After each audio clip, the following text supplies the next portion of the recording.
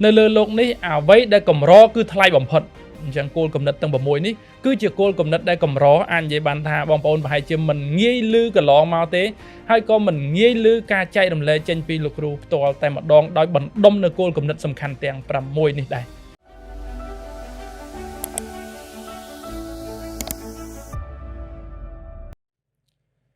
bà group chấm điệp xua bong bồn xa chật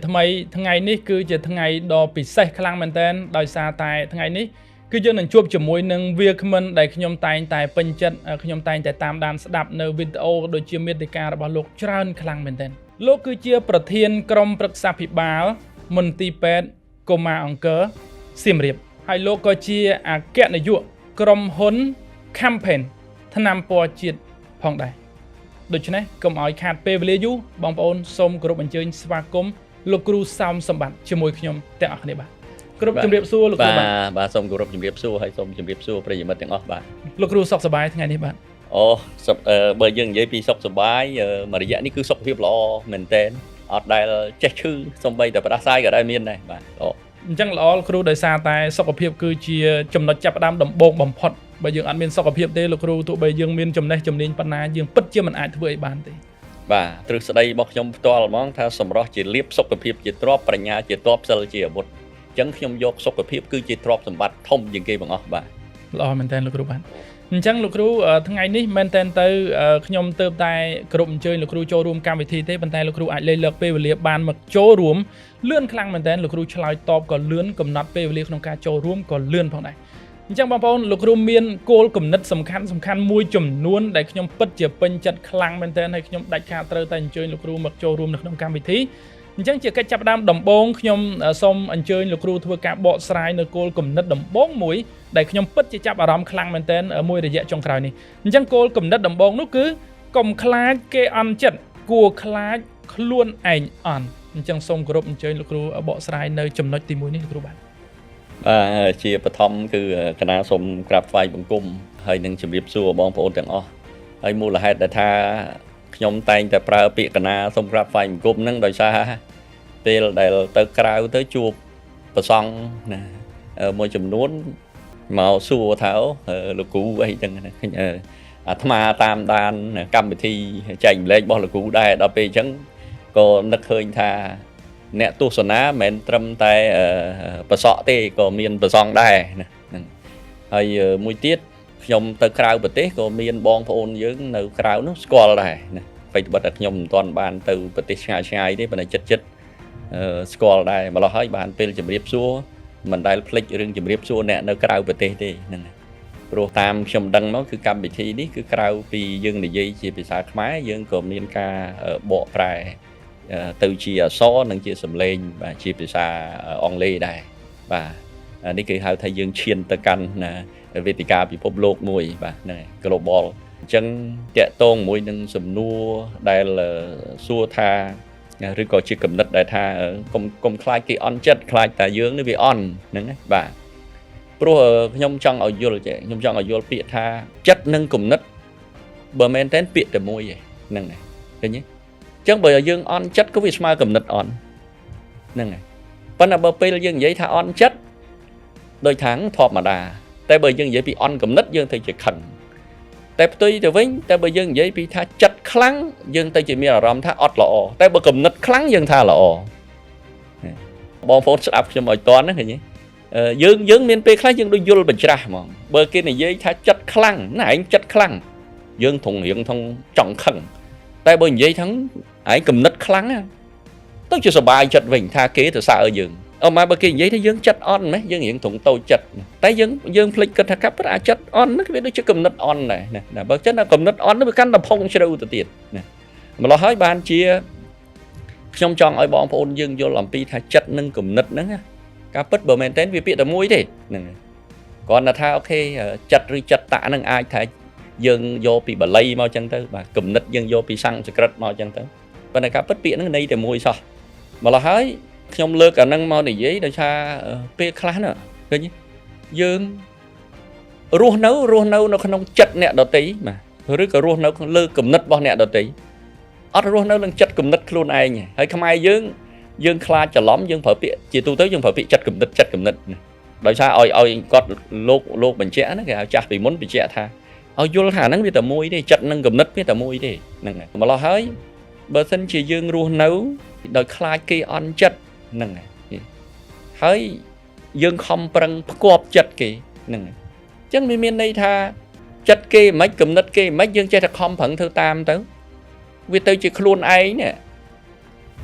អត់មានចិត្តមានគំនិតខ្លួនឯងមកយើងឡើយតាមគេឡើយផ្គប់គេហ្នឹងហើយដល់ពេលផ្គប់គេទៅអូមកថាជួនកាលខ្លាចគេខឹងខ្លាចគេអន់ចិត្តខ្លាចគេមិននិយាយរកខ្លាចគេមិនរាប់អញ្ចឹងយើងសួរតែជាក់ស្ដែងថាជន់នៅពេលដែលយើងអន់វិញហ្នឹងហើយគេរាប់យើងទេបាទគេអត់រាប់យើងទេហ្នឹងហើយពីព្រោះវាខាតពេលគេហ្នឹងអញ្ចឹងដល់តែពេលយើងកន្លែងតែខ្លាចគេអន់ចិត្តវាភ្លេចខ្លាចខ្លួនឯងអន់ដល់តែពេលថ្ងៃក្រោយគេអត់រាប់អានយើងដោយថាគេឃើញយើងអន់ពេលហ្នឹងយើងចាប់ផ្ដើមអន់ចិត្តមែនតើហ្មងហ្នឹងដល់តែពេលអន់ចិត្តម្ដងនេះយើងអន់ចិត្តតែម្នាក់ឯងហ្នឹងមុនដំបូងខ្លាចគេអន់ចិត្តដល់ពេលឥឡូវនេះអង្គុយអន់ចិត្តខ្លួនឯងហ្នឹងដល់តែពេលអន់ចិត្តមានន័យថាពេលដែលយើងចាប់ផ្ដើមអង្គុយអន់ចិត្តហ្នឹងគឺយើងត្រូវទៅស្គាល់តែពេលដែលយើងកំពុងតែអន់ចិត្តហ្នឹងគឺយើងកំពុងតែអន់គំនិតហ្នឹងហើយមនុស្សយើងចំណាំមើលឲ្យតែយើងចាប់ផ្ដើមអង្គុយអន់ចិត្តមានតែយើងចាប់ផ្ដើមសុញគំនិតគិតអីឡើងចេញបាទចាប់ផ្ដើមស្មុកខ្មែរយើងថាស្មុកចាប់ផ្ដើមស្មុកគិតអីឡើងចេញសុញគំនិតអស់ហើយអញ្ចឹងទេពេលខ្លះយើងត្រូវតែរស់នៅយើងត្រូវតែក្លាហានហ្មងហ្នឹងហើយបាទត្រូវតែក្លាហានហ្មងកណាសុំអភ័យទោសហើយក៏សុំទោសបងប្អូនពេលខ្លះចង់និយាយថាប្រើពាក្យរៀងអសុរោះបន្តិចថាដូចពាក្យថាអញរឿងខ្លះយើងត្រូវគិតមកថាគិតក្នុងចិត្តណាអញអត់ទៅទេត្រូវបដិសេធគឺបដិសេធផឹងហ្មងថាអញអត់ទៅទេបើទៅនឹងវាធ្វើឲ្យយើងនឹងរៀនសូត្រអីបានមួយឬក៏បានប្រយោជន៍អីមួយយើងទៅប៉ុន្តែដល់ពេលយើងនិយាយថាយើងទៅនឹងរៀនសូត្រអីមួយបានប្រយោជន៍អីមួយគេគិតថាយើងមើលឃើញតែប្រយោជន៍អាកន្លែងចំណុចកន្លែងហ្នឹងខ្ញុំចង់បញ្ជាក់ថែមបន្តិចទៀតនៅពេលយើងនិយាយថាពេលដែលគេថាយើងមើលឃើញតែប្រយោជន៍ពេលខ្លះយើងនឹងគិតខុសទៀតពេលគេថាឯងមើលឃើញតែប្រយោជន៍ហ្នឹងប្រហែលជាគេគិតថាឯងនេះជាមនុស្សលោកមនុស្សអីសូមកុំយល់ច្រឡំអញ្ចឹងហ្នឹងពីព្រោះពាក្យថាប្រយោជន៍សំខាន់ណាស់ការរស់រៀនមានជីវិតការរីកចម្រើនរបស់យើងនេះលុះត្រាតែយើងធ្វើរឿងមានប្រយោជន៍បានយើងអាចរីកចម្រើនទៅបានបើសិនជាយើងធ្វើរឿងអត់ប្រយោជន៍យើងក៏លាយអស់ហើយហ្នឹងបាទគឺបំផ្លាញខ្លួនឯងហើយដូច្នេះគឺអាគំនិតខ្ញុំដែលខ្ញុំចង់បង្កប់ហ្នឹងគឺមានន័យប្រហាក់ប្រហែលប៉ុណ្ណឹងតើលោកគ្រូតារៈអាចមានស្អីដែលថាចង់ឆ្កឹះឬក៏កោះបន្ថែមទៀតទេបាទលោកគ្រូបើពីអ្វីដែលខ្ញុំយល់គឺថាក្រោយការបកស្រាយនេះខ្ញុំអង្គុយញឹមជាប់តែម្ដងបាទហើយមូលហេតុហ្នឹងគឺថាអត្តន័យគ្រប់គ្រាន់ពេញលេញពីរសស្ដាប់ហើយមានអត្តន័យអញ្ចឹងខ្ញុំសូមបន្តគោលគំនិតសំខាន់និងមានអត្តន័យទី2តែម្ដងលោកគ្រូបាទដោយគោលគំនិតទី2ហ្នឹងគឺថាចង់ឲ្យគេបដូរអីបើខ្លួនឯងនៅតែដដែលអញ្ចឹងសូមគោរពអញ្ជើញលោកគ្រូបន្តតែម្ដងបាទអញ្ចឹងកណាតែគុំម្ដងទៀតហើយក៏សូមជម្រាបសួរបងប្អូនណាក្នុងគេហៅថាបន្តចូលគោលគំនិតទី2បាទឬក៏សំណួរដើម្បីរំលេចចេញនៅគំនិតទី2យើងជាទូទៅហ្នឹងហើយបាទជាទូទៅមិនបាច់ថាទៅណាទេសូម្បីនៅផ្ទះក៏ចឹងដែរខ្លួនយើងហ្នឹងគឺថាយើងប្រឹងរក្សាខ្លួនយើងនៅដដែលអញ្ចឹងដើម្បីបង្ហាញថាអញចំហនឹងនៅចឹងហើយដល់ទៅពេលដតីថាចុះអានេះឲ្យមិនដូរអានោះឲ្យមិនកំផ្លាស់បដូរអានោះមិនកំផ្លាស់បដូរហ្នឹងអញ្ចឹងបាទខ្ញុំថាចុះមិនបានយើងនាំគ្នាចង់ឲ្យគេផ្លាស់បដូរអីបើយើងនៅតែដដែលហ្នឹងឃើញហើយយើងសួរថាបើគេផ្លាស់បដូរហើយយើងនៅដដែលយើងតាមគេទាន់ដែរយើងតាមគេអត់ទាន់ទេពួកពាក្យថាយើងនៅដដែលបើមែនតើបើគេដូរតែបន្តិចយើងនៅដដែលស្មើនឹងយើងថយក្រោយហើយណាឧទាហរណ៍ថាយើងនៅដដែលគេឈាន3ជំហានទៅមុខអញ្ចឹងមានន័យគេទៅឆ្ងាយជាងយើងបាត់ហើយបើមិនយើងនៅដដែលមានន័យថាយើងនៅពីក្រោយគេកាន់តែឆ្ងាយដូច្នេះយើងត្រូវមើលខ្លួនយើងវិញ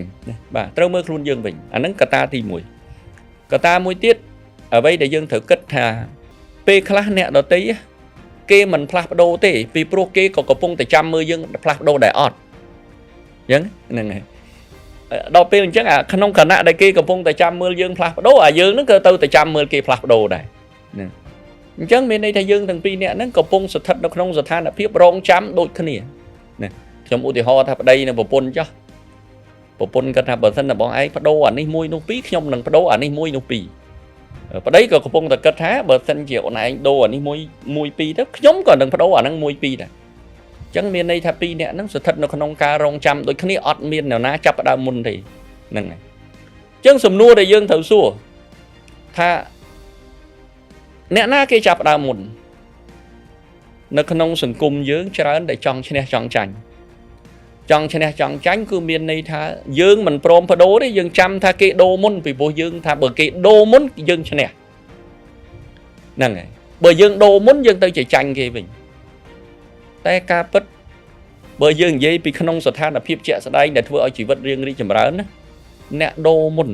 ហ្នឹងហើយផ្លាស់ប្ដូរមុនរីកចម្រើនមុនអ្នកផ្លាស់ប្ដូរក្រោយរីកចម្រើនក្រោយអញ្ចឹងយើងឧទាហរណ៍ថាយើងពីរអ្នកមានទម្លាប់អាក្រក់ដូចគ្នាចុះបើគេបដូរទៅកាន់ទម្លាប់ល្អមុនយើងតើគេរីកចម្រើនមុនឬយើងរីកចម្រើនមុនហ្នឹងគេរីកចម្រើនមុនពួកគេបដូរទៅកាន់ទម្លាប់ល្អមុនហើយបើដឹងតែចឹងដែរចាំគេធ្វើអីហើយទុកខ្លួនឯងនៅដដែលធ្វើអីមិនក៏យើងមិនព្រមនាំមុខគេវិញហើយពេលខ្លះយើងគិតថាដេញធ្វើទៅនាំតែចាញ់ចិត្តឃើញទេបាទនាំតែចាញ់ចិត្តសូមឲ្យយល់ថាការពិតអត់ទេហ្នឹងហើយការដែលផ្លាស់ប្ដូរមុនគឺស្មើនឹងការនាំមុខមុនហ្នឹងហើយអញ្ចឹងពេលណាដែលយើងចាប់ផ្ដើមនាំមុខមុនគឺយើងជាអ្នកឈ្នះតាមានយើងជាអ្នកចាញ់ទេហ្នឹងហើយកុំថាគេឲ្យយើងធ្វើហើយស្រាប់តែយើងធ្វើមុនយើងទៅជាចាញ់គេមិនមែនទេណាព្រោះពេលខ្លះវាជាការយល់ខុសដល់ពេលយើងយល់ខុសយើងមិនមែនប្រជែងលើការឈ្នះចាញ់ទេគឺមានន័យថាយើងគឺប្រជែងទៅលើភាពមានះអញ្ចឹងខ្ញុំចង់ឲ្យបងប្អូនយល់កន្លែងហ្នឹងមានន័យយើងប្រជែងលើភាពមានះយើងចាំគេថាអញមិនដូរមុនអញក៏មិនដូរហ្នឹងមានន័យថាអាហ្នឹងមានះទេមិនមែនរឿងល្អទេការពិតរឿងមានះហ្នឹងអញ្ចឹងយើងលះបង់អាមានះហ្នឹងចោលទៅយើងផ្លាស់ប្ដូរមុនហើយនៅពេលដែលយើងទម្លាប់ផ្លាស់ប្ដូរមុនធ្វើអីបានមុនថ្ងៃក្រោយគេធ្វើតាមក្រោយយើងសួរថានរណាខ្លាយទៅជាអ្នកដឹកនាំយើងបាទយើងអ្នកផ្លាស់ប្ដូរមុនយើងធ្វើឲ្យមានភាពប្រសើរឡើងមុនអញ្ចឹងគេធ្វើតាមយើងដល់ពេលគេធ្វើតាមយើងខ្លាយជាអ្នកដឹកនាំហ្នឹងហើយឧទាហរណ៍ថាដូចខ្ញុំមកដល់ពេលនេះដែលខ្ញុំអាចទៅដឹកនាំមន្ទីរពេទ្យជាប្រធានក្រុមប្រឹក្សាភិបាលបានផងខ្ញុំអាចធ្វើជាអគ្គនាយកក្រុមហ៊ុន campaign ថ្នាំពណ៌ជាតិនេះបានផងសួរថាខ្ញុំទៅរងចាំឲ្យគេទៅធ្វើស្អីមុនខ្ញុំគឺដែលគេចាប់ផ្ដើមស្អីមុនខ្ញុំមិនមែនអត់ទេគឺខ្ញុំអ្នកនាំគេធ្វើមុនហ្នឹងបាទនាំគេធ្វើមុនខ្ញុំអត់ចាំបាច់រងចាំទេវាអត់ដឹងថារងចាំធ្វើអីផងបើយើងមើលឃើញហើយយើងអាចចាប់ផ្ដើមបានយើងគួរតែចាប់ផ្ដើមទៅបាទចាប់ផ្ដើមទៅតែខ្ញុំសូមបញ្ជាក់ជូនបងប្អូនថាចាប់ផ្ដើមធ្វើរឿងល្អអូខេហ្នឹងហើយបាទចាប់ផ្ដើមធ្វើរឿងល្អការពិតបន្តិចទៀតយើងអាចនឹងចូលនៅក្នុងចំណុចមួយទៀតដែលខ្ញុំទៅតែគេហៅថាស្វែងយល់ឲ្យបានជ្រៅបន្តិចដែរណាគេហៅថាទម្លាប់ជាសិលជាទម្លាប់បើសិនជាយើងយល់ដល់អាហ្នឹងបានយើងដឹងថាអូអាការផ្លាស់ប្ដូរដោយមិនរងចាំនេះប្ដូរចេញពីការធ្វើអាក្រក់ទៅធ្វើល្អដោយមិនរងចាំគេមិនចាំបាច់ថា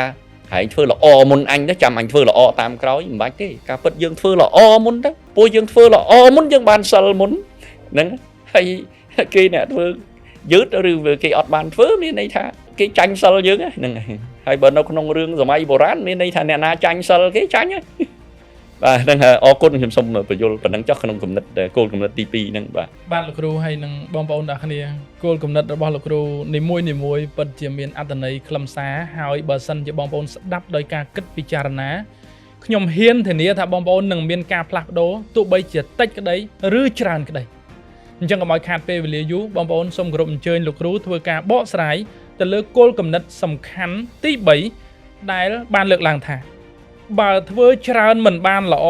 គួរធ្វើល្អឲ្យបានច្រើនសូមគោរពអញ្ជើញលោកគ្រូបាទអរគុណក្នុងគំនិតនេះការពិតថ្មីនេះខ្ញុំបានស្រាវជ្រាវហើយអានសៀវភៅ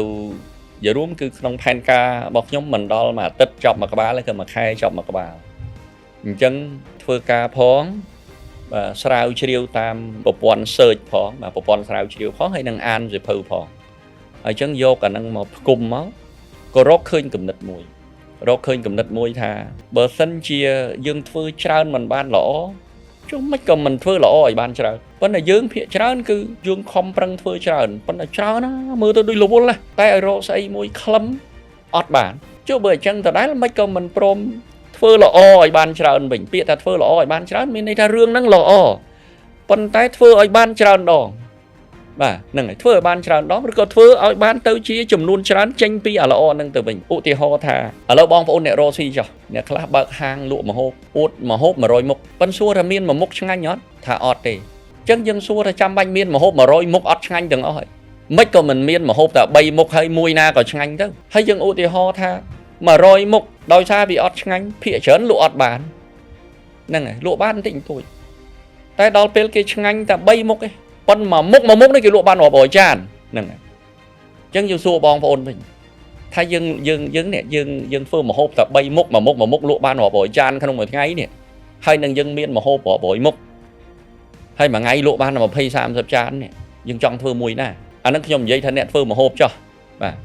ឥឡូវយើងមកអ្នកផលិតកម្មវិធីមកនៅក្នុង Voice Podcast យើងនេះមកថាថ្ងៃនេះយើងនិយាយថា6រឿងឯងកំណត់តែ6រឿងនេះអញ្ចឹងមកថាយើងនិយាយ6គោលគំនិតហ្នឹងអញ្ចឹងយើងនិយាយ6គោលគំនិតហ្នឹងយើងយកគោលគំនិតដែលយើងគិតថាល្អមកយើងយកមកនិយាយ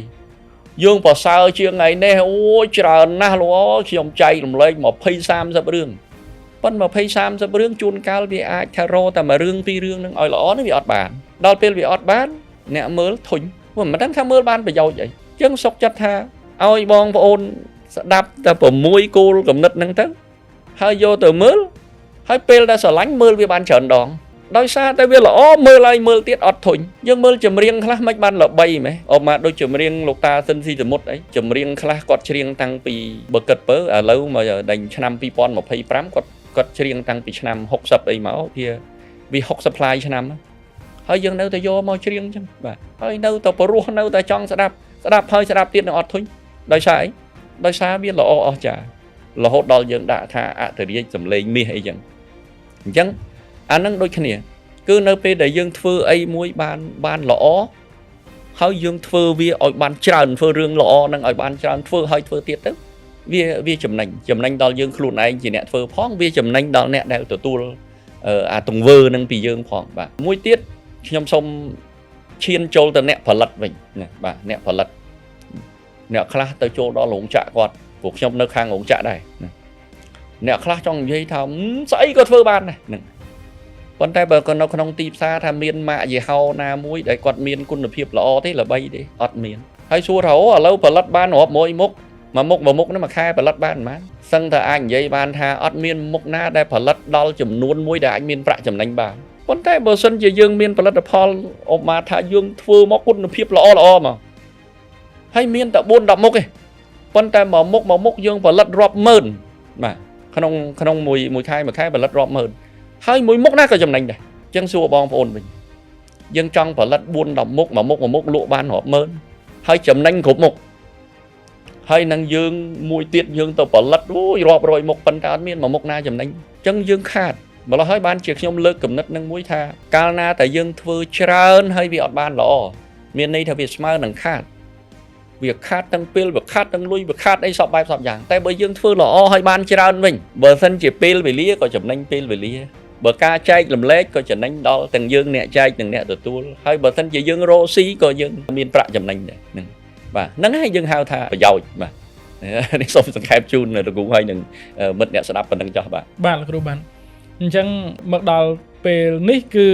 លោកគ្រូបានចែករំលែកនៅគោលគំនិតសំខាន់ដែលខ្ញុំគិតថាមានប្រយោជន៍ចំនួន3ហើយអញ្ចឹងបងប្អូននៅថ្ងៃនេះគឺលោកគ្រូនឹងចែករំលែកចំនួនគោលគំនិតសំខាន់6ឥឡូវយើងចូលដល់ទី4តែម្ដងអញ្ចឹងលោកគ្រូគោលគំនិតសំខាន់ទី4មើលងាយកិច្ចការងារតូចធ្វើធំមិនកើតទេសូមគោរពអញ្ជើញលោកគ្រូបន្តបាទខ្ញុំខ្លាចបងប្អូនយើងយល់ច្រឡំហ្នឹងពីព្រោះយើងអាចថានៅក្នុងផ្នត់គំនិតណាបងប្អូនយល់ពាក្យផ្នត់គំនិតណាពាក្យតែផ្នត់គំនិតមានន័យថាបើយើងនិយាយពីរឿងគេហៅអាពាក្យ mindset ហ្នឹងខ្ញុំទើបតែរៀនឥឡូវគឺគេមាន3 set ថែមទៀតព្រោះកន្លងមកយើងមានពាក្យ mindset skill set tool set ប៉ុន្តែឥឡូវគេថែម3ទៀតគេមាន health set hard set soul set អញ្ចឹងឥឡូវ set នេះវាមានដល់6អញ្ចឹងមានន័យថាពាក្យថា mindset នេះមិនថាផ្នត់គំនិតអញ្ចឹងអូខេពាក្យថា skill set មានន័យថាឈុតនៃជំនាញពាក្យថា tool set មានន័យថាឧបករណ៍សម្ភារៈមធ្យោបាយវិធីសាស្ត្រដែលធ្វើឲ្យបានសម្រេច ប៉ុន្តែអ្វីដែលយើងត្រូវគិតមួយទៀតហ្នឹងគឺរឿងគេហៅថា health set heart set tool set មានន័យថាឲ្យយើងមានសុខភាពល្អបាទឲ្យយើងមានបេះដូងល្អណាហើយឲ្យយើងមានស្មារតីល្អបាទណាឲ្យយើងមានស្មារតីល្អអញ្ចឹងត្រឡប់មកត្រង់ចំណុចនេះដូចខ្ញុំបញ្ជាក់មិញអញ្ចឹងគឺថានៅក្នុងឈុតហ្នឹងវាមានអញ្ចឹងបងប្អូនចាំស្រាវជ្រាវតាមក្រោយអាចថាខ្ញុំនិយាយទៅរៀងអាចថាអូខេពិបាកស្ដាប់បន្តិចតែខ្ញុំបង្ហើបទៅដើម្បីថាបងប្អូនមានឱកាសស្រាវជ្រាវតាមក្រោយកុំឲ្យថាលើក្រោយកន្លងមកខ្ញុំធ្លាប់ឮតែ mindset skill set tool set ចុះឥឡូវស្អី health set heart set អីហ្នឹងព្រោះអញ្ចឹងយើងពេលខ្លះយើងត្រូវគិតថាគេប្រាប់យើងថាគិតធំគិតតូចហ្នឹងហើយគង់តែខាតពេលគិតដូចគ្នាមិនគិតរឿងធំពេលខ្លះអ្នកខ្លះចាំរឿងធំចាំគិតអាតូចអត់គិតទេហ្នឹងហើយអញ្ចឹងបើខ្ញុំមានគំនិតរបស់ខ្ញុំមួយខ្ញុំថាអត់ទេកាលណាតែយើងមិនយកចិត្តទុកដាក់នឹងរឿងតូចតាចយើងធ្វើធំអត់បានតែស្ដាប់អញ្ចឹងថាមើលលោកគ្រូឯងជួយបញ្យល់ខ្ញុំបន្តិចមើលស្អីដែលថាតើយកចិត្តទុកដាក់ទៅរឿងតូចតាចបានធ្វើធំបាទអញ្ចឹងខ្ញុំឧទាហរណ៍យើងចាំកូនធំចាំយកចិត្តទុកដាក់ឬក៏យកចិត្តទុកដាក់តាំងពីកូននៅតូចវាមិនដែលអាណាចាំកូនអាយុ18 20ចាំយើងយកចិត្តទុកដាក់ទេយើងយកចិត្តទុកដាក់ពីទូចកាន់ពេលដែលវានៅកាន់តែតូចយើងកាន់តែយកចិត្តទុកដាក់បំផុតហើយបើយើងនិយាយពីច្បាប់សកលក្មេងធំជាងអាយុ18ឆ្នាំគេមិនសឹងថាយើងមិនបាច់យកចិត្តទុកដាក់ក៏បានដែរពីព្រោះគេคล้ายទៅជានីតិជនវ័យគេគ្រប់ច្បាប់គេអាចរៀបអាពាហ៍ពិពាហ៍ជ្រើសរើសគូសកលដោយខ្លួនគេបានយើងមិនបាច់យកចិត្តទុកដាក់គេយើងមិនបាច់ដៃថែទាំគេក៏គេចេះថែទាំខ្លួនឯងដែរប៉ុន្តែនៅទូចសួរថាបើយើងមិនយកចិត្តទុកដាក់គ្នាចេះថែទាំខ្លួនឯងដែរដល់ពេលយើងមើលយើងដាំដំណាំវិញឈើធំយើងចាំបាច់ថែដូចឈើតូចទេអត់ទេធំហើយពេលខ្លះមិនបាច់ទាំងពូនផងហ្នឹងមិនបាច់ទាំងពូនគល់មិនបាច់អីផងវាមានកម្លាំងលូតលាស់ខ្លួនវាពូរឹសវាជ្រៅហ្នឹងហើយដល់តែពេលដែលយើងដាំដបងនេះហ្នឹងហើយដែលពេលនៅទូចថែណាឃើញពេលខ្លះហ្នឹងបើមិនយកស្អីទៅក្រុងយកស្អីទៅក្របទេសត្វល្អិតបំផ្លាញអស់អញ្ចឹងយើងត្រូវថែទាំមែនតើណាឃើញអញ្ចឹងអានេះខ្ញុំនិយាយពីរឿងធម្មជាតិចំហ្មងស្រួលយល់បាទដល់ពេលយើងត្រឡប់ទៅមើលកិច្ចការវិញឧទាហរណ៍ថាយើងអាឡ័យតែគិតតែពីរឿងធំដល់ពេលយើងឧទាហរណ៍ថាម្ចាស់ហាងខ្លះអូគិតធំចូលទៅផ្ទះបាយសិតតែកាឡាតទឹកតែសមោចចូលទៅបន្ទប់ទឹកឲ្យកខ្វក់ហើយយើងគិតថាអារឿងហ្នឹងរឿងរបស់អ្នកអនាម័យតាខ្ញុំស្រឡាញ់គំនិតរបស់ភរិយាខ្ញុំមួយគាត់ថាចូលបន្ទប់ទឹកពេលដែលចូលទៅបន្ទប់ទឹកស្អាតមានន័យថាមិនមែនអ្នកអនាម័យហ្នឹងគាត់ប្រកែសម្អាតគឺស្តង់ដារអនាម័យរបស់តកែហ្នឹងខ្ពស់ហ្មងមានន័យថាតកែហ្នឹងគាត់មើលល្អិតល្អន់ហ្មងថ្ងៃមួយខ្ញុំចូលទៅសន្តាគារថ្មីហ្មងទៅដល់ផ្កាឈូកបើកមកទឹកអត់ចេញហ្នឹងដល់តែពេលខ្ញុំក៏មួលផ្កាឈូកហ្នឹងមើលខ្ញុំឃើញជាងហ្នឹងគឺពេលដែលគាត់ទិញផ្កាឈូកហ្នឹងថ្មីមកគាត់អត់មួលដកអាសន្ទះជ័រហ្នឹងចេញអញ្ចឹងខ្ញុំមួលដកសន្ទះជ័រចេញខ្ញុំក៏ថតវាហើយខ្ញុំផ្ញើទៅម្ចាស់សន្តាគារពួកស្គាល់គ្នាខ្ញុំថាតម្លើងផ្កាឈូកប៉ុន្តែជាងអត់បានដកអានោះចេញអញ្ចឹងយើងត្រូវគិតថាអាការដែលជាងមិនមូលដោះអាហ្នឹងចេញហ្នឹងរឿងហ្នឹងតូចទេប៉ុន្តែភ្ញៀវងូតទឹកអត់ចេញហ្នឹងធំឯតូចធំហ្នឹងអូម៉ាដូចខ្ញុំជាភ្ញៀវដែលខ្ញុំចេះបច្ចេកទេសខ្ញុំទៅមូលឲ្យដកវាចេញនេះចុះបើសិនជាជាងដែលគេមិនចេះគេមិនដែលភ្ញៀវដែលអត់ចេះគេមិនត្រូវសុំដូរបន្ទប់បាទព្រោះយើងអត់ដូរបន្ទប់ឲ្យគេមិនបានព្រោះបន្ទប់ងូតទឹកអត់កើតផងអញ្ចឹងយើងត្រូវមើលអាកិច្ចការទូចហ្នឹងហើយមួយទៀតខ្ញុំលើករឿងមួយធ្លាប់ជិះយន្តហោះគេសួរថាដេញញ៉ាខុសត្រឹមបន្តិចបន្តួចយកយល់គ្នាទៅណាធ្វើម៉េចរឿងតូចតាចខ្លះមើលវាមិនអស់ទេអ្នកដែលនៅវិស័យយន្តហោះគេថាអញ្ចឹងខ្ញុំសួរអ្នកឯងវិញតើនៅក្នុងវិស័យហោះហើរអាចខុស 0.1% បានទេអត់ដាច់ខាតមកព្រោះបើសិនជាខុស 0.1% មានថ្ងៃហ្នឹងមាន 1000 ជើងហោះហើរត្រូវមានយន្តហោះធ្លាក់មួយបើសិនជាបើហោះ 1000 ជើងយន្តហោះមានយន្តហោះធ្លាក់មួយបលៀនយន្តហោះបាត់ទាំងអស់ហ្មងអត់មានអ្នកជិះអញ្ចឹងចំណុចកន្លែងហ្នឹងបានខ្ញុំចង់លើកឲ្យបងប្អូនថា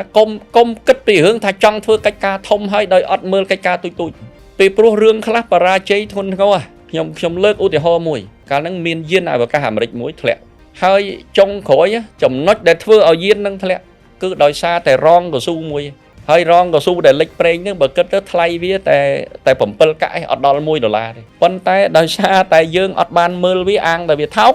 យើងមើលតែរឿងសំខាន់តែទីបំផុតធ្វើឲ្យធ្លាក់ហើយស្លាប់គឺដោយសារតែ រងដល់ថោកមួយហ្នឹងអញ្ចឹងយើងអត់អាច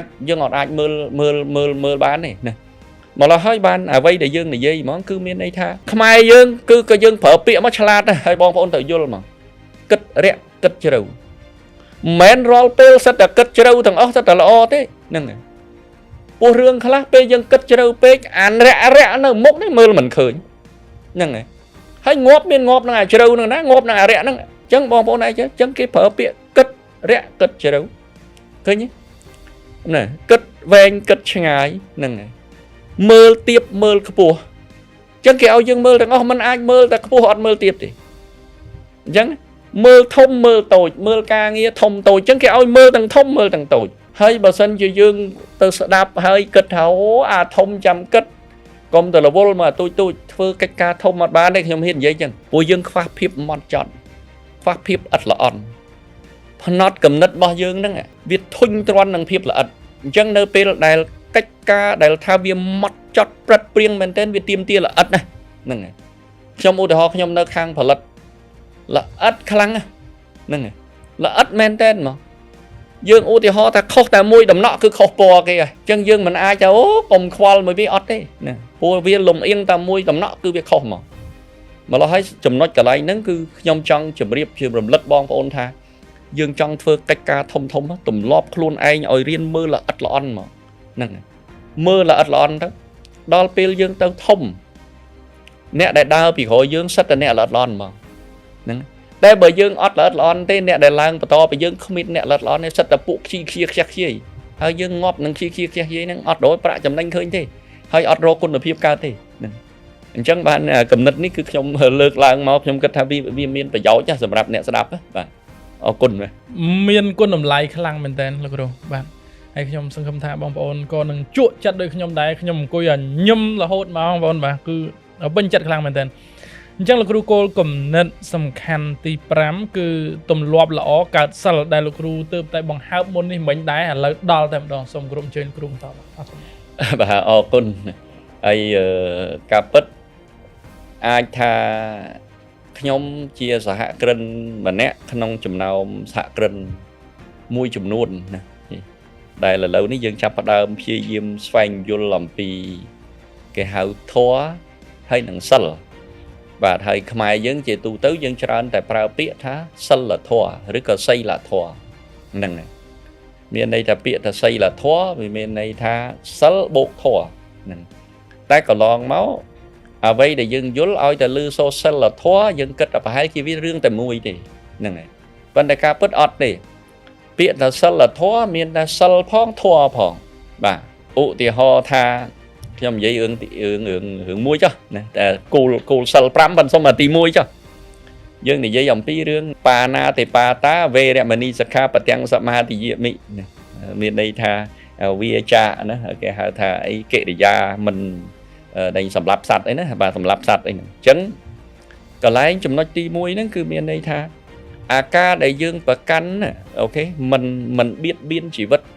សត្វហ្នឹងបាទជីវិតអ្នកដទៃហ្នឹងអាហ្នឹងជាសិលប៉ុន្តែសួរថាដើម្បីថាវាចាក់មិនបៀតបៀនគេបានត្រូវមានធម៌អីអញ្ចឹងមានន័យថាយើងត្រូវមានធម៌មេត្តាពួកមនុស្សបើសិនជាស្រឡាញ់មិនសម្លាប់ទេហ្នឹងសម្លាប់ដោយសារស្អប់តាបើស្រឡាញ់ថែបើស្អប់អត់ថែបើស្រឡាញ់យកចិត្តទុកដាក់បើស្អប់បោះបង់ចោលបើស្រឡាញ់ស្លៀកពាក់បើស្អប់ក៏វត្តចោលបើស្រឡាញ់ជូតសម្អាតបើស្អប់ក៏ភ្លក់ចោលឃើញប៉ុណ្ណឹងតែអញ្ចឹងអាហ្នឹងមានន័យថាសិលមួយធម៌មួយហ្នឹងអញ្ចឹងបានយើងនិយាយពីរឿងសិលធម៌ខ្ញុំសន្និដ្ឋានបង្ហើបបន្តិចទេការពិតដែលមានវាគ្មិនយើងដែលអាចគេហៅថាបកស្រាយទូលំទូលាយជាងហ្នឹងបើខ្ញុំទាញមកគំនិតរបស់ខ្ញុំវិញថាដែលសិលនិងទម្លាប់ហ្នឹងការពិតពេលខ្លះគឺថាបើមានសិលមានន័យថាមានទម្លាប់ល្អបើមានសិលល្អមានទម្លាប់ល្អដោយការពន្យល់ចង់ឲ្យបងប្អូនយើងដែលអ្នកស្ដាប់ហ្នឹងគឺថាអាចចាប់ផ្ដើមពង្លាតការយល់របស់ខ្លួនហ្នឹងឲ្យធំបន្តិចណាពីព្រោះយើងត្រូវគិតថាបើយើងប្រៀបធៀបគេហៅថាសិលហ្នឹងគឺជាក្បាលខ្ញុំមិនសុំប្រើពាក្យបាលីប្រើពាក្យអីខ្ញុំនិយាយពាក្យខ្មែរសាមញ្ញមកសិលគឺជាក្បាលមានន័យថានាំឲ្យយើងគិតល្អប្រព្រឹត្តល្អទៅណាអញ្ចឹងកាលណាពេលដែលយើងគិតល្អប្រព្រឹត្តល្អទៅមានន័យថាស្មើនឹងយើងមានសិលហើយសួរថាស្អីនាំមុខមានន័យថាក្បាលយើងហ្នឹងនាំមុខមុនគេនាំយើងទៅគិតរឿងហ្នឹងធ្វើរឿងហ្នឹង Chân dương ưu tì ho thả lấy dương tà lọp mau rướng cái hào tha bởi dương miền sân lõ miền này ta smart đừng dương miền tùm lọp lõ ưu tì ho thả dương tùm lọp ta hai láng trong giấy tha phở hân xa mà nâng này biệt biên ghê mà hổ vay ở tộc này thế nhé nâng chân miền này tha ăn vay ăn tóc ăn hân xa nâng nâng smart đừng dương ọt sờ thế nhé chân mở ọt sờ miền này smart đừng dương miền tùm lọp ọt lõ ta lấy dương đô bình dương đô tha ế tờ vầy đấy kia có khai chư dương có khai chư kia có khai chlap dương có khai chlap chân mấy cái dương mình rô bị thi đo srai khné đo xong tệ bị thi tới còn vô khné ở vô tới nâng đo tiêu dương lực kháo dương bắt đô mà dương bắt đô ca prơ hăng xa nắng dương mà rô bị thi đo srai đòi xong tệ bị thi để dây khné đòi sưu lắm miền này tha dương mình bắt đô tùm lọp thế nhé bạn dương bắt đô pi tùm lọp cùng ruột cùng rơi hăng xá dương đô mò tùm lọp cái hào tha sọc xuống bà em là hai em bình thế nhé nè chân dương mơ tên là dương chắp đam và căn sân lõ miền ấy tha dương chắp đam miền tùm lọp lọ mũi tiệt dương là gì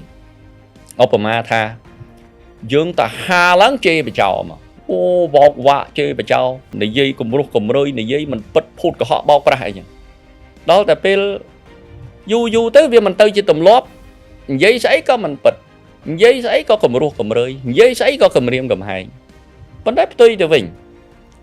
bờ thân chỉ dương bắt đồ màu bịa mình bật nhom mình là gì bịa mình và ruột nhom mình là gì bịa sầm lót cầm riêng cầm hai nhom chụp là gì nè chân dương mà pra bịa ta là o mà pra ta bịa bật mình bom phôn bị cha nè bên lý miền này tha bờ thân chỉ nẹt sớ thay dương chỉ một miền sớ bọn bây dương vậy pi tùm lọp với miền này dương ở lớn này dương bắt đồ pi tùm lọp à cắt máu tùm lọp lọ nè dân nhom ưu tì ho và nắng bom ôn ai vô ba nó khơi con tại dương mà bạc căn sân lọ sao nâng dương bạc căn tùm lọp lọ thế nâng này chẳng ban chia nhom tiên bị khang đa mò cà pít tùm lọp sao sờ chẳng miền này tha bờ ọt sờ tùm lọp à cắt bờ miền sờ tùm lọp lọ cái nhé nâng này chẳng nhom sừng khâm tha ca tha đi bay bình vô bọc nhom và nắng ở bom ôn ai vô bạn mà lo hỡi sở rộp thì cái đây máu bờ pin na dương và canh vô tùm lọp lõ smart nâng dương canh sao lại nè đây bờ sân về dương mình và canh vô tùm lọp lõ thế cứ miền này tha smart này dương ọt sao lại bà nè rồi cái dương đạch sao lại bà ở cột bò vồn bà nhom chưa thà bong bóng có chuột chặt đôi nhom đáy hay nhom mặt trăng là chọc đấy bên tay đời xa tay vậy ta cô cầm đất sầm khăn rồi có là bò là o mình ai miền tràn thì bà mình ai miền tràn thì chẳng cứ dương đào cô cầm đất sầm khăn trong cào hỏi chẳng có mọi khát về lê dú bong bóng cô cầm đất trong cào cầm thưa cá trâm giật chặt kì trớ thưa cá giật chặt luôn anh cầm chơi được bạnคนให้คณะทมกลับไฟกลุ่มให้ทมจะเบียบสู้บองปอนสาจิตไม่มาดองติดปีปลุกยังเคยแย่ยังเคยทาเปคละยังเมียนการยุลคอเคยเกแอบออบtới banไปgiàuนั่นไงchẳng có dương và hai chị kết tha bờ thân chị dương che tại ép ọp đôi kia và hai chị dương từ tua bán phải giàu đôi kia nè con tay complex nè khá khơi cái ép ọp men tay kia mình lửng ngung ấy nè cái slide á cái che nè hai dương thử kết tha bờ thân chị dương mình slide dương mình che dương trong từ ép ọp và ép ọp mình trâu đấy nè nhom trong ngồi bong ôn vô bị ép ọp nè ép miền này tha nấu chật bàn cái gì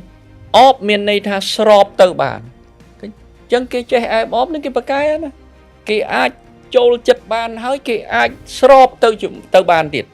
chân bịa thà ai trôi chật bàn ai srop bàn dân theo cách cái miền chấm này đăng cái miền chấm niên bảo kì rước cái miền sân là bạ bảo kì ai phía xa mà dáng tiết tha chlạt chân bà chlạt đó là pel dương vinh dương ọt ban đăng ta luôn ấy với là ngung thế nè dương kết tại bị prăng từ vô chặt kê nè bà prăng tại vô chặt kê vừa flick áp bị vót chặt cầm nứt luôn ấy nè đôi trong mà trai im lên nó không là cô ca môn nè bà bố chất nâng cầm nứt nâng về tới mùi nè miền đây tha dương ọt ban bẩn đỏ cầm nứt bao dữ nè dương sman ta ép ọp nâng việt phở ở dương đi chầm rờn tay ca bứt trong chầm riệp bong ôn tha mình bứt tê nè dương trâu tay bẩn đỏ chất cầm nứt bao dương chỉ môn យើងត្រូវតែបដោះចំណេះដឹងរបស់យើងជាមុនណាយើងត្រូវតែធ្វើខ្លួនយើងឲ្យរីកចម្រើនជាងមុនហើយនៅពេលដែលយើងខ្លួនយើងហ្នឹងយើងមានចំណេះដឹងយើងមានជំនាញបាទយើងមានទេពកោសល្យយើងមានសិល្បៈខ្ពស់ហើយពេលយើងយកអាហ្នឹងទៅយកចិត្តអ្នកដទៃទៅអែបអបអ្នកដទៃគេក៏ចង់ឲ្យយើងអែបអបគេដែរពីព្រោះពេលដែលយើងទៅអែបគេគេកាន់តែមាំពេលដែលយើងទៅអបគេគេកាន់តែមាំហ្នឹងហើយតែផ្ទុយទៅវិញបើសិនជាចិត្តគំនិតយើងនៅវាអន់យើងទៅអែបគេយើងទៅអបគេដូចយើងបញ្ញាក្អែកទៅទុំគេអញ្ចឹងហ្នឹងហើយទុំដើមណាធ្វើឲ្យដើមនឹងខ្សោយទៅជាស្លាប់ហ្នឹងអញ្ចឹង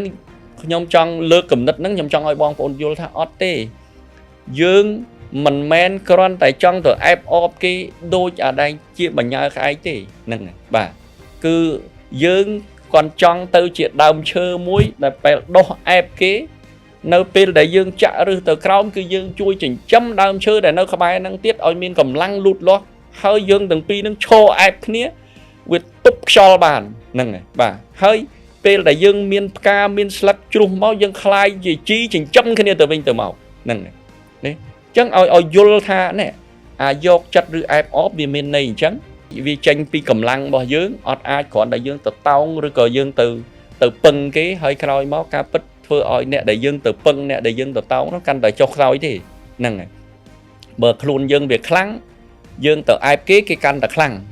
តែបើសិនជាយើងវាខ្សោយដល់ពេលយើងទៅអែបគេធ្វើឲ្យគេហ្នឹងវាចុះខ្សោយមកកម្រិតទៀតណាហើយពេលខ្លះយើងទៅយល់ថាអ្នកខ្លះហេតុអីបានយើងទៅរកគេទៅអែបគេអត់ចូលចិត្តមានអ្នកខ្លះសួរខ្ញុំច្រើនណាឃើញគេធំចង់ទៅអែបគេដែរហ្នឹងហើយគេប៉ុន្តែមើលទៅដូចគេមិនព្រមឲ្យយើងនេះឬក៏ចូលមិនចោះសោះឃើញគេមានក៏ចង់ស្វែងយល់ពីគេដែរតែមើលទៅដូចជាចូលមិនចោះសោះខ្ញុំឆ្លើយត្រឡប់មកវិញហើយខ្ញុំក៏ឆ្លៀតជូនចំណិតនឹងនៅថ្ងៃនេះដែរថាចូលខ្លួនឯងឲ្យចោះសិនហ្នឹងកុំខ្វល់រឿងចូលជាមួយអ្នកដទៃចោះហ្នឹងចូលខ្លួនឯងឲ្យចោះដាក់ចំណេះដឹងដាក់ជំនាញចូលបញ្ចុះចូលក្នុងខ្លួនយើងនៅឲ្យខ្លាំងហ្នឹងហើយនៅពេលដែលគេមើលឃើញយើងណាភាពខ្លាំងចេញពីយើងទៅជួនកាលយើងមិនបាច់ទៅរកគេទេអត់សំខាន់អ្នកនឹងមានឬធំទេសំខាន់ឲ្យតែយើងខ្លាំងគេចង់បានយើងទៅហើយតែបើមិនជាយើងខ្សោយប្រហែលជាគេត្រូវតែកិច្ចយើងហើយព្រោះពេលដែលយើងក្នុងស្ថានភាពដូចគេវិញយើងក៏ចង់កិច្ចដូចគ្នាដែរហ្នឹងពីព្រោះបងប្អូនត្រូវយល់កាន់តែធំកាន់តែមានពេលវេលាកាន់តែក្រហ្នឹងហើយអញ្ចឹងយើងអត់ចង់ខាតពេលជាមួយអ្នកដែលចង់និយាយថាខ្មែរយើងថាអីបែបផ្កាយណាហ្នឹងហើយអញ្ចឹងគឺយើងមើលខ្លួនយើងខំប្រឹងអភិវឌ្ឍខ្លួនឯងហ្នឹងហើយខំប្រឹងអភិវឌ្ឍខ្លួនឯងឲ្យចិត្តគំនិតយើងនឹងវាខ្លាំងបាទហើយចាំយើងទៅគិតថាចង់អែបអ្នកណាខ្ញុំគិតថាមិនពិបាកអែបទេពីព្រោះយើងអែបគេទៅគេខ្លាំងហ្នឹងហើយកុំទៅអែបគេឲ្យគេខ្សោយហើយយើងខ្លួនយើងក៏ចង់បានអញ្ចឹងដែរយើងអត់ចង់ទៅក្បែរអ្នកណាដើម្បីឲ្យគេកាន់តែខ្សោយទេយើងចង់ទៅក្បែរអ្នកណាឲ្យគេកាន់តែខ្លាំងជាងមុនហ្នឹងហើយអញ្ចឹងនេះជាគំនិតដែលទី6ឬក៏អាចថាគំនិតចុងក្រោយនៅក្នុងវគ្គនេះសម្រាប់ដែលចែករំលែកជូនបងប្អូនបាទអរគុណលោកគ្រូខ្ញុំអត់ចង់ចប់ទេខ្ញុំនៅតែនិយាយដដែលប៉ុន្តែគោលគំនិតសំខាន់ឬក៏របស់ឆ្ងាញ់មិនមានច្រើនទេបើមិនមានច្រើនទេបើមានច្រើនពេកទៅជារបស់ដែលលែងឆ្ងាញ់ឬក៏ទៅជារបស់ដែលលែងល្អហើយនៅលើโลกនេះអ្វីដែលកម្រគឺថ្លៃបំផុតបាទអ្វីដែលកម្រគឺថ្លៃបំផុតអញ្ចឹងគោលគំនិតទាំង6នេះគឺជាគោលគំនិតដែលកម្រអាចនិយាយបានថាបងប្អូនប្រហែលជាមិនងាយឮកន្លងមកទេហើយក៏មិនងាយឮការចែករំលែកចេញពីលោកគ្រូផ្ទាល់តែម្ដងដោយបណ្ដុំនៅគោលគំនិតសំខាន់ទាំង6នេះដែរអញ្ចឹងលោកគ្រូខ្ញុំមិនមានអ្វីច្រើនទេខ្ញុំមិនមានអ្វីថែមទេដោយសារតែល្អខ្លាំងមែនទែនហើយខ្ញុំជក់ចិត្តខ្លាំងមែនទែនខ្ញុំមានតែការអរគុណលោកគ្រូសម្រាប់ការចូលរួមនៅក្នុង podcast ទី4រដូវកាលទី1នេះហើយខ្ញុំក៏សូមគោរពជូនពរលោកគ្រូបាទលោកគ្រូជួបប្រទះនៅបាទពុទ្ធពរទាំង4ប្រការគឺអាយុវណ្ណៈសុខៈពលៈបាទកំបីឃ្លៀងឃ្លាតឡើយបាទអរគុណសុខភាពល្អជាចំណុចសំខាន់ចម្បងតែម្ដងអរគុណហើយកណាសូមអរគុណនិងអរគុណហើយថ្លែងគុំលានិងជម្រាបលាបាទខ្ញុំក៏សូមអរគុណដល់បងប្អូនអរគ្នាដែលតាមដាននៅអេពីសូតទី4រដូវកាលទី1នេះតាំងពីដើមរហូតដល់ចប់ហើយខ្ញុំសូមបញ្ជាក់ឡើងវិញសូមបងប្អូនចូលរួមទស្សនាតាំងពីដើមឲ្យដល់ចប់ហើយក្រោយពេលបងប្អូនទស្សនាហើយបើសិនជាអាចទេសូមបងប្អូនធ្វើការចែករំលែកទៅកាន់បងប្អូនមិត្តភ័ក្តិមនុស្សដែលស្គាល់គ្នាដើម្បីបានកើតជាប្រយោជន៍ដល់ ពួកគាត់ផងចុះសូមអរគុណសូមជម្រាបលា ចង់ភ្លឺខ្លាំងក៏បាន ភ្លឺល្មមក៏បាន Campaign ថ្នាំពណ៌ជាតិស្រស់ស្អាតហើយជូតបានយូរ